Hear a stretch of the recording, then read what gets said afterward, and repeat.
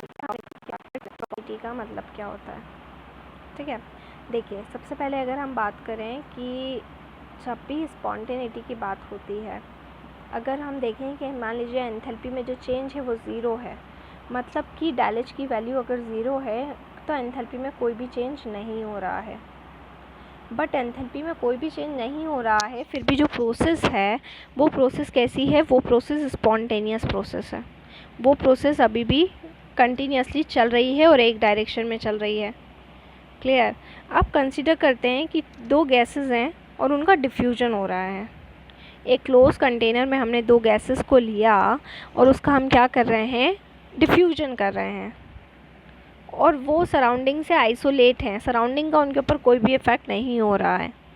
Isolating system का मतलब यही होता है ना कि जब सिस्टम और सराउंडिंग्स में कोई भी तरह का एक्सचेंज ना हो तो उसको हम आइसोलेटेड बोलते हैं। तो बेसिकली वो आइसोलेटेड है। अब हमने टू गैसेस ले लिए हैं, ए और बी। ठीक है, अब इसमें जो ब्लैक डॉट्स हैं, ध्यान से सुनना, ब्लैक डॉट्स हैं और एक वाइट डॉट्स हैं। तो हमने मान लिया कि जो ब्लैक डॉट्स हैं वो ए गैसेस के लिए हैं और जो वाइट डॉट्स हैं वो बी गैसेस के लिए हैं। अब दोनों गैसेस के बीच में हो रहा है डिफ्यूजन। ब्लैक और वाइट दो अलग अलग गैसेस हैं और दोनों के बीच में डिफ्यूजन हुआ है। दोनों के बीच में क्या हो रहा है, डिफ्यूजन हो रहा है। अब फर्स्ट वाले केस में हमने क्या करा है, फर्स्ट वाले केस में हमने दोनों को पार्टीशन से सेपरेट कर दिया है, दोनों गैसेस को, देखिए। लेकिन सेकंड वाले केस में हमने वो पार्टीशन हटा दिया है। जब पार्टीशन को हटा देंगे, जैसे ही पार्टीशन को क्या करेंगे, हटा देंगे, तो दोनों गैसेस आप देख सकते हैं एक दूसरे से डिफ्यूज होने लगेगी और कुछ टाइम के बाद डिफ्यूजन कंप्लीट हो जाएगा।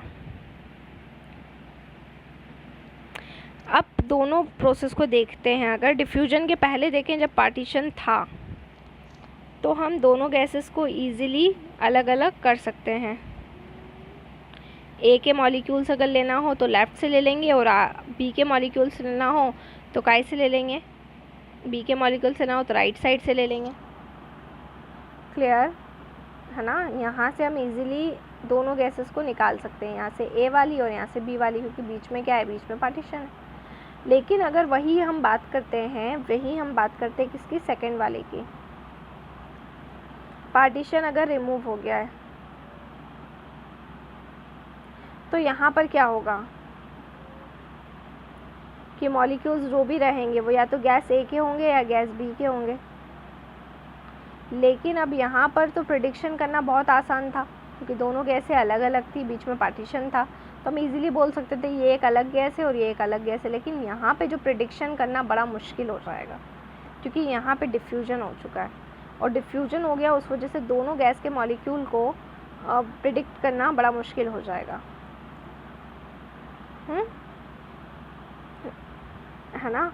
अब यहाँ पर हर सिस्टम की ये टेंडेंसी होती है ताकि वो बहुत ज़्यादा डिसऑर्डर्ड हो जाए। स्पॉन्टेनियस चेंज के लिए वो डिसऑर्डर हो गया है, जैसे सेकंड वाले केस में यहाँ पे डिसऑर्डर हो गया है, मॉलिक्यूल का डिफ्यूजन हो गया है।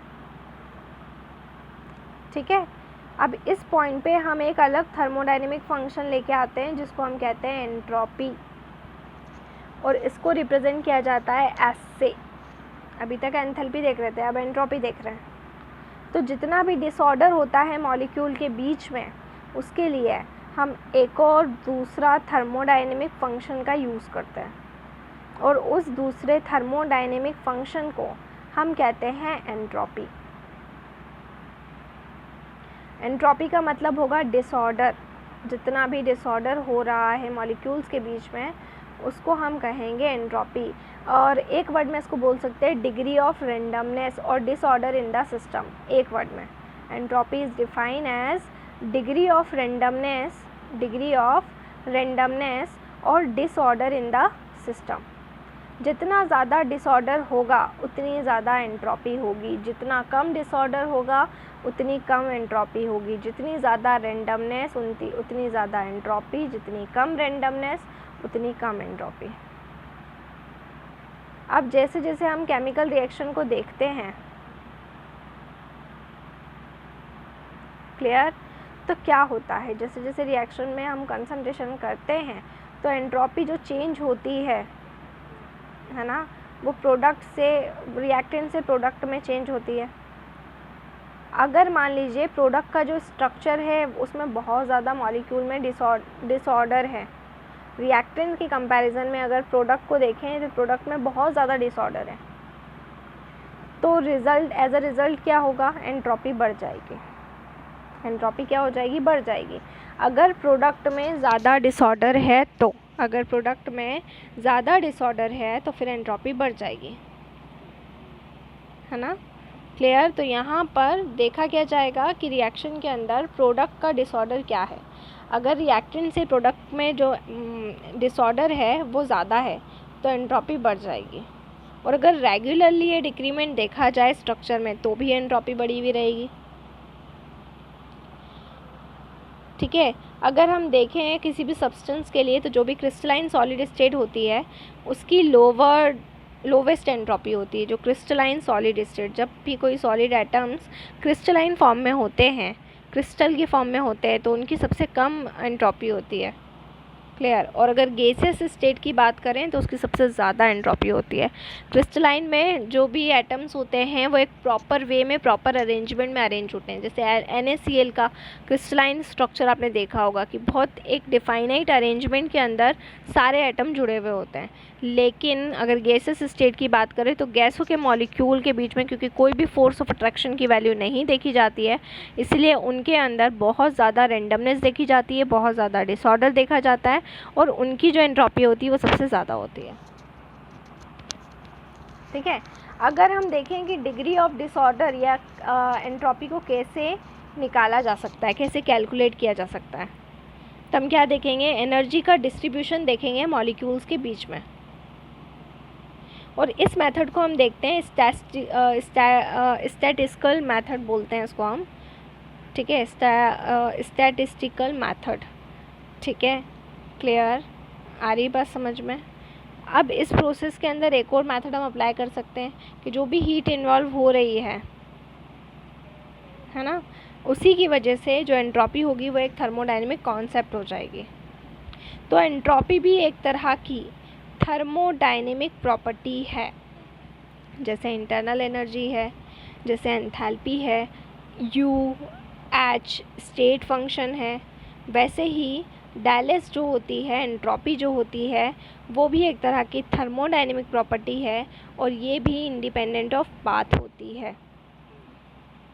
जब भी हम किसी सिस्टम के अंदर हीट को ऐड करते हैं तो जैसे ही हीट को ऐड किया जाता है तो हीट जब मॉलिक्यूल्स को मिलती है तो मॉलिक्यूल्स के बीच में जो भी मोशंस होते हैं वो इंक्रीज़ हो जाते हैं, और जैसे ही मॉलिक्यूल्स के बीच में मोशंस इंक्रीज़ होते हैं तो सिस्टम की रैंडमनेस भी इंक्रीज़ हो जाती है, और इसी वजह से क्या होता है, जो भी हीट रहती है उसका रैंडमाइजिंग इन्फ्लुएंस होता है सिस्टम के ऊपर, ठीक है, ठीक है। अब अगर हम बात करते हैं डिस्ट्रीब्यूशन ऑफ हीट की, तो हीट का जो डिस्ट्रीब्यूशन होता है ये भी टेम्परेचर के ऊपर डिपेंड करता है। जब भी हम हीट को ऐड करते हैं सिस्टम के ऊपर, तो जो भी सिस्टम रहेगा हायर टेम्परेचर पर, अगर उसका टेम्परेचर क्या है, ज़्यादा है, किसी सिस्टम का टेम्परेचर अगर ज़्यादा है तो उसकी रैंडमनेस भी क्या हो जाती है, ज़्यादा हो जाती है। अगर सिस्टम का टेम्परेचर कम है तो उसकी रैंडमनेस क्या हो जाती है, कम हो जाती है। तो टेम्परेचर जो रहता है, टेम्परेचर से भी हम रैंडमनेस पता कर सकते हैं। अगर हम हीट को ऐड कर रहे हैं किसी सिस्टम, कोई सिस्टम है और वो लोअर टेम्परेचर पर है, और अगर हम उसमें हीट को ऐड कर रहे हैं तो उसकी वजह से ग्रेटर रैंडमनेस होगी। या ये बोल सकते हैं कि अगर हम हायर टेम्परेचर पर हीट को ऐड कर रहे हैं तो उसकी वजह से रैंडमनेस क्या होगी, कम होगी। तो ये बोल सकते हैं यहाँ पर कि जो भी एंट्रोपी चेंज होता है वो इन्वर्सली प्रोपोर्शनल होता है टेम्परेचर के।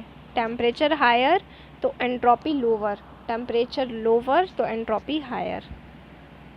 अब डैलेस की अगर बात करें तो डैलेस किससे रिलेट करती है, डैलेस रिलेटेड होता है Q से और T से। अगर कोई रिएक्शन रिवर्सिबल रिएक्शन है तो डैलेस की वैल्यू, रिवर्सिबल रिएक्शन मतलब स्पॉन्टेनियस नहीं है, तो उस केस में फिर वो del S is equals to हो जाएगा क्यू रिवर्सिबल अपॉन में टी। अगर स्पॉन्टेनियस प्रोसेस की बात करें तो जो भी टोटल एंट्रोपी चेंज होगा किसी भी सिस्टम और सराउंडिंग का, उसको हम इस तरीके से निकालते हैं, del S total is equals to del S system plus del S surrounding is greater than to 0। Clear? अगर कोई सिस्टम इक्विलिब्रियम स्टेट में है तो एंट्रोपी मैक्सिमम होगी और चेंज इन एंट्रोपी होगा del S is equals to 0। देखिए हम ये बोल सकते हैं कि जो भी एंट्रोपी होती है वो एक तरह से स्पॉन्टेनियस प्रोसेस होती है। कब तक स्पॉन्टेनियस होगी? जब तक ये मैक्सिमम तक नहीं पहुंच जाए। और अगर इक्विलिब्रियम की बात करेंगे तो चेंज इन एंट्रोपी क्या हो जाएगा? 0 हो जाएगा। तो एंट्रोपी एक तरह से स्टेट प्रॉपर्टी है, ठीक है। और इसको हम अगर हम बात करेंगे रिवर्सिबल प्रोसेस की तो इस तरीके से निकाल सकते हैं। अब हमने क्या देखा कि दोनों प्रोसेस, चाहे वो रिवर्सिबल हो चाहे वो इरिवर्सिबल हो, आइडियल गैस के लिए ये आइसोथर्मल कंडीशन में होगी कि del S is equals to 0 but del S total is not 0। Del S total, del S system plus del S surrounding is not 0 for irreversible process. तो del U जो है वो रिवर्सिबल और irreversible में discrimination नहीं कर सकता। जो इंटरनल एनर्जी है उसमें चेंज से हमें रिवर्सिबल और इरिवर्सिबल का पता नहीं चलेगा, लेकिन जो एंट्रोपी चेंज है उससे हमें पता चल जाएगा। तो ये हमने कम्प्लीटली एंट्रोपी को स्टडी किया। नेक्स्ट में हम इससे रिलेटेड एक प्रॉब्लम को डिस्कस करेंगे। एंट्रोपी से रिलेटेड जो भी प्रॉब्लम्स हैं उनको हम नेक्स्ट में स्टडी करने वाले हैं। सो इसी तरह से घर पर रहें, सुरक्षित रहें, बाहर ना निकलें, बहुत ज़रूरी हो तो ही बाहर निकलें। Stay home, stay safe. Thank you so much.